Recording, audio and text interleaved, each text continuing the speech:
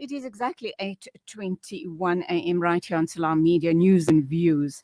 Now, having caused at least 4 million recorded deaths worldwide and probably almost 200,000 excess deaths in South Africa, the official figure of 65,000 almost certainly understates the true picture, which is more accurately indicated by what is called excess mortality. The COVID pandemic is one of the worst in history. That being said, we need to understand the importance of the COVID-19 vaccinations. And obviously, to tell us everything we need to know about vaccines is Aisha Abdool Karim. She is the health reporter at Bhekisisa Centre for Health Journalism. Aisha, welcome to the show. And almost 18 months, or shall I say 2 years into this horrible pandemic, we're still having these type of ongoing conversations where we need to make people understand the importance of the vaccines and how obviously it protects you from probably very severe illness or even death. Welcome to the show. Morning, and thank you so much for having me on today. So how do you respond to my introduction? I think that I think that the thing that COVID has taught us is that there is very little that we can predict when it comes to this virus, in terms of that it has continuously changed and thrown us curveballs over the past year and a half, almost 2 years, as you pointed out.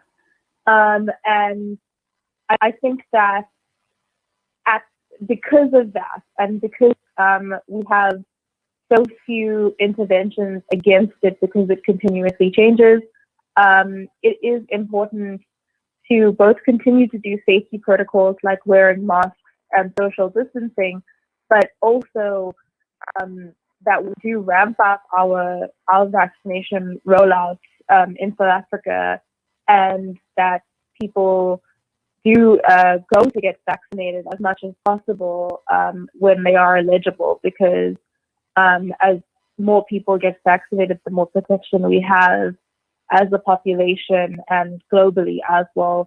It's very important that all countries are included in vaccine rollouts, which has been a problem because South Africa has been significantly set back because we had limited access to vaccines for our population due to like a global shortage, because a lot of wealthier countries have bought up doses.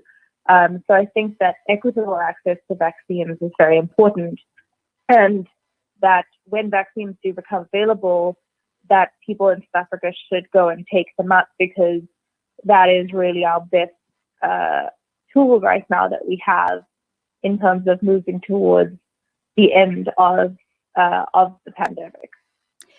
One of the other reasons which is being touted all the time is that between 10 to 15% of survivors experience something called long COVID symptoms. What do you know about that? And are we also suggesting that if you vaccinate against COVID-19, that hopefully you won't suffer long COVID symptoms? Yes. So essentially, what's happening with long COVID, I'm not quite sure. Like, we don't really know a lot about like what's contributing to why certain people might experience it as opposed to people that have shorter term illness. In general, COVID is actually quite a mild disease. I think it's around 80% of cases are mild. We know that a substantial amount of people are actually asymptomatic, which is that they get sick and they don't have any sort of symptoms, so they don't realize that they are infected with the virus at all. But there is a small proportion of people who do get moderate to severe disease, and that is really the group of people that we're concerned about. Because those are people that end up needing to go to hospital, and unfortunately, in some cases, do end up dying. And so when it comes to long COVID cases, those are people that are not clearing the virus in the amount of time you would expect. So in cases where people do get infected, you would expect for them to recover within 2 weeks. That tends to be the window in which you think that the virus will clear and that their symptoms will disappear. But when it comes to long COVID, some people are experiencing symptoms for a very prolonged period of time. So it can be several months before their symptoms clear out. And so the idea with vaccinations is that they are able to reduce severe symptoms and severe disease. So while we don't yet know if the vaccines can stop you from getting infected with the virus to begin with, what we do know is that they can lessen the severity of the disease. And so that is beneficial in general because it means that less people will have fatal cases, and it also means that less people will need to be hospitalized as a result of their disease. And so the hope is that when people get vaccinated, you'll end up having less severe cases, and hopefully that will also translate into these cases where we're seeing people have persistent symptoms, because if you're having less severe disease, then the idea is that your symptoms should also be less severe. So as terrible as the pandemic has been, the good news is that a number of very effective vaccines have been developed. Aisha? Sorry, I didn't quite... Okay, sorry, let me repeat that. As terrible as the pandemic has been and is currently, the good news is that a number of very effective vaccines have been developed. Yes. So I think that it's been a very unusual year, not just for the population, and I think that globally everybody around the world has been dealing with this, but it's also been a very unusual year in terms of the scientific developments that have been made. Traditionally, it takes several years to develop a vaccine. And in some cases, when viruses are more challenging, it can take decades. So, for instance, the HIV is a much more complicated virus than the coronavirus, and so that's why we don't have a vaccine for that as yet. But what we've seen is that through a global effort, with a combination of the nature of the virus, with the amount of funding and the accelerated timelines that people have put towards developing a vaccine, have allowed the research to progress at a much faster rate while not abandoning safety protocols. So in the space of a few months, we've managed to get several vaccines through their clinical trials and into actually, progressing to the stage where they can go into people's arms and be distributed around the world. And there are several very promising candidates, such as the Pfizer and the Johnson & Johnson ones, which are the ones that we're currently using in South Africa, but there are also other candidates that are being used in various countries around the world. And I guess that's the very reason why lots of people, or some people, are very anti-vax, simply because they don't trust the time frame, the limited time frame in which the vaccines have been produced, because according to their theories, other vaccines is just taken forever or is ongoing, and vaccines, as you've pointed out, HIV hasn't yet been produced. So how come this vaccine has been produced simply, well, you could say literally overnight, but be that as it may, how do vaccines work? Yeah, so essentially, I think just to address the first half of that question, people definitely shouldn't be hesitant to take the vaccine, whichever one is available at this time, because while there was a push to develop vaccines at a much faster pace, as I said before, it didn't compromise the way that the trials were done, and it doesn't compromise the safety of the vaccine. So every vaccine has to meet certain criteria. It has to show that it is safe. It has to show that it's offering protection. And while the timeline was condensed, no vaccine is able to, move to the point where people are actually getting injected with it without meeting those safety signals and without first showing that it has met all of its safety criteria. In terms of the second half of that question on how vaccines work, essentially a vaccine is that's training your immune system on how to protect itself. So it takes either a part of the virus or the whole virus, but in inactivated form, which means that it's a version of the virus that's actually harmless and can't replicate or infect you. But it sort of puts that part of the virus into your body so that your immune system recognizes it, develops an immune response in the form of antibodies and these things called T cells, and so that when you actually get exposed to the real virus later on, your immune system can go, hey, I recognize what that thing is as something that's dangerous to me, and I need to fight it off. And I have all of these tools available because I previously fought it off. So that's how vaccines work. And it's one of the reasons also why COVID vaccines were, in some sense, a little bit easier to develop, because there's this thing on the outside of the coronavirus, which is called a spike protein. And it's actually what gives the virus its name, because it sort of looks like, scientists think it looks like a crown, where it's these little things that protrude and stick out of the virus. And it's also the point at which the virus attaches to human cells.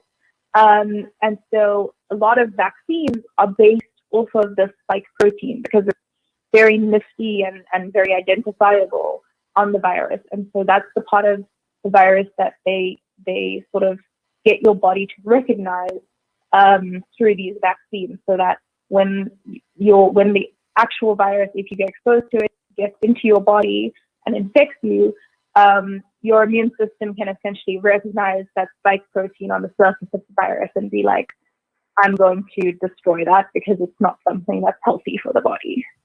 Okay, we've been told by the scientists that the third wave has flattened here in Gauteng. So that's good news. However, we've also been warned that if we don't follow the safety protocols and if we don't get vaccinated, obviously, that there is a possible third wave a fourth wave that's going to be hitting us by Christmas time. So obviously it would make common sense, good sense to go out and vaccinate and the majority of the population, that we get to the point of herd immunity. Yes. So it's very important that as many people get vaccinated as possible. While we are at the end of the third wave, what we've seen, essentially what we've seen is we've gone through the first wave, and people thought that the second wave wouldn't be as severe because the first wave was had sort of given at least some people a level of protection. And then what happened in December of last year was that South Africa announced that it had identified a new variant in circulation, which is called the Beta variant. And then after the second wave, people thought that the Beta variant had provided sufficient protection to some people and that they wouldn't be at risk of getting reinfected. And then the third wave, which, as you've mentioned, is now on the decline, didn't follow that trend, and it turned out that a new variant was in circulation, which is called the Delta variant.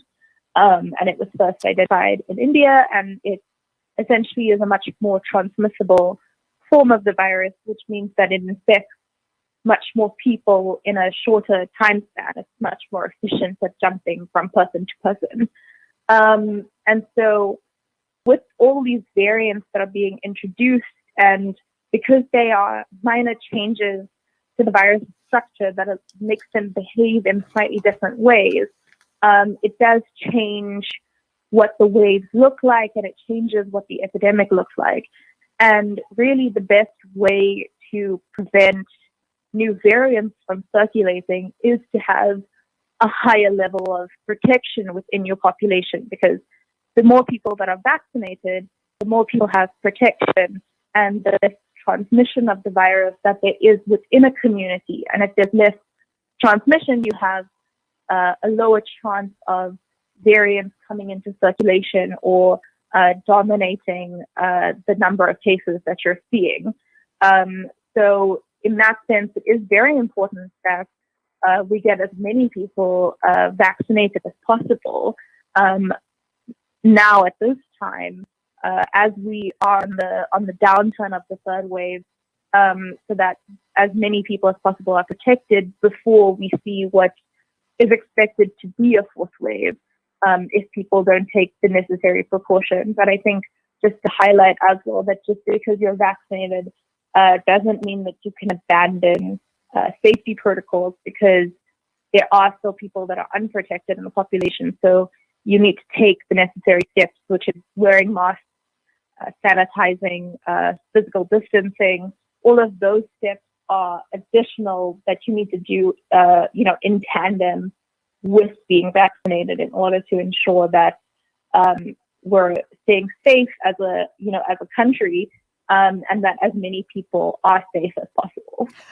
All right, my final question, and a very quick answer to that, please, because we're running out of time. I understand that there's a possible third booster on the cards. Why would that be? Yes.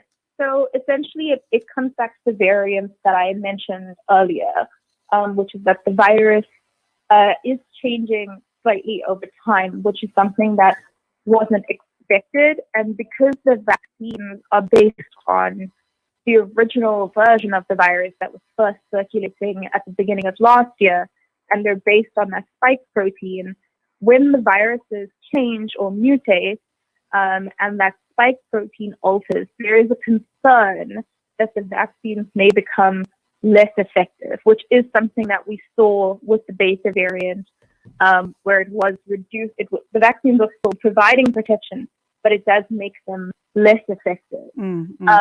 And so the idea of the booster is that if we have a variant that is reducing how effective a vaccine is, if you provide a booster that is based on a variant or that is still based on the original virus, then it could basically just give that additional support to your immune system to fight off the virus, despite the fact that it's changing. Aisha Abdool Karim, thank you indeed. Health reporter at Bhekisisa Centre for Health Journalism, talking to us about COVID-19 vaccines. It's exactly 8:39. In a minute or two, we'll be talking with CD Ayanda Zulu, the KZN Provincial Secretary, about obviously the wage agreements between the different unions.